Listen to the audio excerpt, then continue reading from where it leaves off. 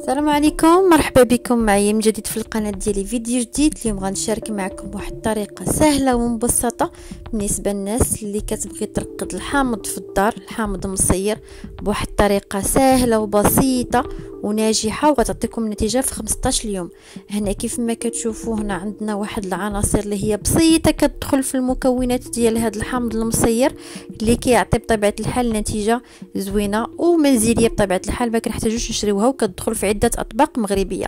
هنا كيف ما كتشوفوا كناخذوا واحد الحامض اللي هو صغير، ولقينا الحامض البلدي غيكون افضل، لكن الحامض البلدي صعيب شويه تلقاه في الاسواق.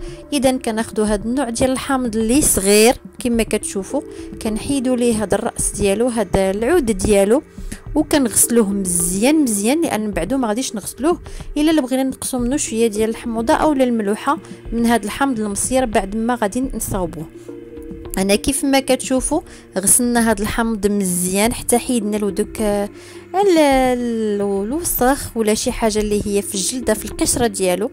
وكيف ما كتشوفوا راه صغيور، كنحتاجوا لواحد العلبه، كنحتاجوا القرعه ديال الزجاج اللي تكون معقمه ومغسوله بطبيعه الحال فيها واحد الغطاء اللي ما كيدخلش الهواء، وكنحتاجوا العنصر الاساسي والمهم اللي هو من بعد ما هو كيجي بعد الحامض اللي هو الملح.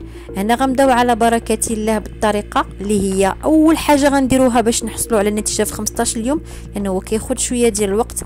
كيف ما قلت لكم كنغسلوا داك الحامض مزيان وكنستفوه في واحد العلبه وكندخلوه للمجمد لمده 24 حتى ل 48 ساعه. هذه هي الطريقه اللي غتخليكم تحصلوا على الحامض مصير في مده زمنيه وجيزه، ما غاديش تحتاج لشهر او لشهر وزياده.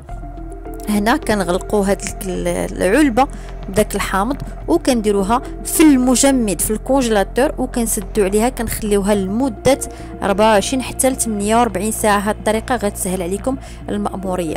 هنا بعد ما تجمد لينا هذاك الحامض غنحاولوا نجبدوه واحد المده زمنيه قبل باش نحضروه، يعني مثلا واحد 3 حتى 4 ساعات حتى كيطلق وكيتحيد داك الثلج منه وكيولي رطب، يعني سهل في الاستعمال. وكيف ما قلت لكم هذه هي الطريقه اللي كتعطي واحد النتيجه مضمونه وفي مده زمنيه وجيزه.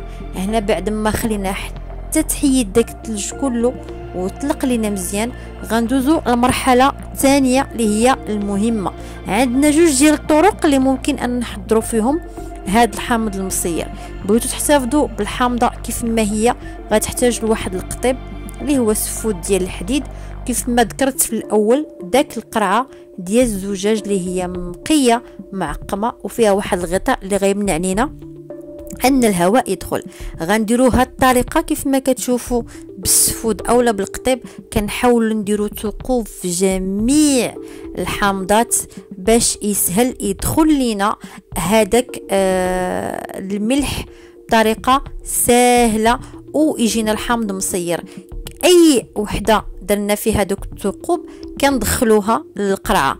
هذه الطريقه الاولى اللي هي سهله، بغيتو تحتفظوا بالحامضه كيف ما هي بطريقه ما نحاولوش نقسموها، سينو غنتقبوها مزيان وغادي نحاولوا نقسموها على جوج ونديروا فيها الملح. كيف ما قلت لكم انا ذكرت لكم جوج ديال الطرق وهما غيعطيو واحد النتيجه في كلتا الحالات نفس النتيجه غتعطينا. غنستمروا في داك جميع الحامضات اللي عندنا، ومن بعدها غنحاولوا نقسموا الحامضه على 4 بهذا الشكل ونحاولوا نعمروا هذيك الحامضه مزيان بالملح ونضغطوا عليها في داك القرعه. الهدف ديالنا انها تكون معامره بالملح، ما تخافوش من الملح، عمروها مزيان. وكل حامضه عمرتوها غتدخلوها في القرعه وغتضغطوا عليها مزيان وديروا الحامضه اللي من بعدها فوق منها. هذه هي الطريقه باش تعطينا الحامض مصير النتيجه في مده زمنيه وجيزه وغيطلق لنا داك الماء ديالو. هنا بعد ما عمرنا الحامضات غنضيفوا شويه ديال الملح وكنضيفوا بعدها القليل من الماء اللي كيغطي حتى لديك الحامض شي شويه، وغنضيفوا واحد القطرات من الزيت، قليل من الزيت ماشي شي حاجه كبيره. غنضيفو من الزيت وغنغلقوا لنا العلبه اولا القرعه ديالنا باحكام، بحيث ان نديو ليها باش نقطعوا الشك باليقين. غنديو ليها كسلوفان وغادي نديروها في الراس ديالها، عاد نضيفوا الغطايه ديالها الغطاء ونعاودوا ندوروا عليه باش ما يدخلش لنا الهواء، وغادي نديروها نغطيوها ونديروها في واحد المكان ما كيجيش ليه الضوء، ويوميا نحاولوا التحريك ديالها. بعد 15 يوم غتحصلوا على نتيجه. كنتمنى الوصفه ديال اليوم تنال الاعجاب ديالكم.